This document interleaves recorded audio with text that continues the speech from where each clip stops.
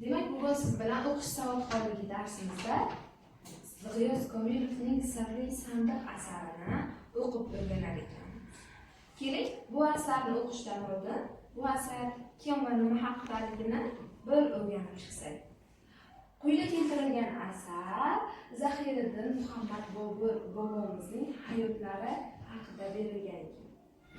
Xo'p, Zahiriddin Muhammad Bobur bobomiz aslida kim? Zahiriddin Muhammad Bobur bobomiz 1483-yilda Andijonda tavallud topganlar. U kishi onalari Qutlug' Nigor xonim, otalari esa Farg'ona viloyati hokimi Umarshayx Mirzo bo'lgan. Otasining erta vafoti tufayli Zahiriddin Muhammad Bobur 12 yoshligida taxtga o'tirishga majbur bo'ladi va shu davrdan boshlab katta hayotga qadam qo'ya boshlaydi. Zahiriddin Muhammad Bobur o'zbek mumtoz adabiyotining yirik vakili ham hisoblanadi. Zahiriddin Muhammad Boburning turli g'azallarini o'zingiz ham yodlab, bir necha marotaba tanlovlarda ishtirok etgansiz. U geograf, davlat arbobi, iste'dodli shoir va Boburiylar sulolasining asoschisi bo'lgan va mashhur Boburnoma asarining ham muallifi bo'lgan. Xo'p, o'quvchilar, keling Sirli sandiq asarini o'qishdan oldin u haqida qisqacha ma'lumotga ega bo'lamiz. Demak, Sirli sandiq asari Qutlug' Nigor xonimning so'zlari bilan boshlanadi. Qutlug' Nigor xonim o'zi aslida kim ekan? Kim javob beradi? Ruxshona?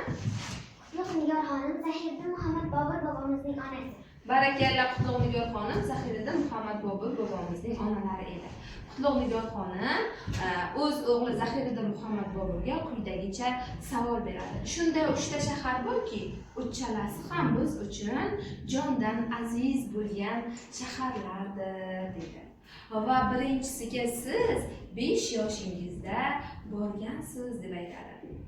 Bobur hech ikkilanmay bu savolga Samarqand shahri deb javob beradi. Bundan Qutlug' Nigor xonim juda ham sevinadi va unga savol beradi. Nima uchun Samarqand shahri deganda Zahiriddin Muhammad Bobur bu mening padara buzrukvorim tavallud topgan yurt. Bu yurt men uchun juda ham qadrli yurt hisoblanadi dedi. Zahiriddin Muhammad Boburning yoniga bir sirli sandiq qo'yadilar va siz mana shu to'g'ri javob orqali sirli sandiq kalitini bir bor buradingiz deb aytadilar. Sizda yana ikkita urinish bor, ikkita shaharni topsangiz, siz sirli sandiqni ochgan bo'lasiz dedilar. Ana endi menga aytingchi, ikkinchi shahar bu qaysi shahar deganlarida Zahiriddin Muhammad Bobur bobomiz juda ham topqirlik bilan albatta bu Toshkent shahri deb javob beradilar. Qutlug' Nigor xonim nima uchun Toshkent shahri deganda, bu mening volidai muhtaramam, ya'ni siz tavallud topgan diyor men uchun juda ham qadrli diyor deb javob beradilar. Va Zahiriddin Muhammad Bobur bobomiz kalitni ikkinchi bor burab ochadilar va bizda oxirgi urinish, ya'ni oxirgi savol qoladi. Mana shu savolga ham to'g'ri javob bersalar, sandig'imiz ochilishi kerak bo'ladi. Va bu savolga, ya'ni 3-shahar qaysi shahar ekanligiga Bobur bobomiz quyidagicha javob beradilar. Bu shahar men tug'ilib o'sgan diyor Andijon shahri deya javob berib, sandiqni 3-bor burab, demak, sirli sandiqni ochishga muvaffaq bo'ladilar. Ana sirli sandiq ham jaranglab ochildi.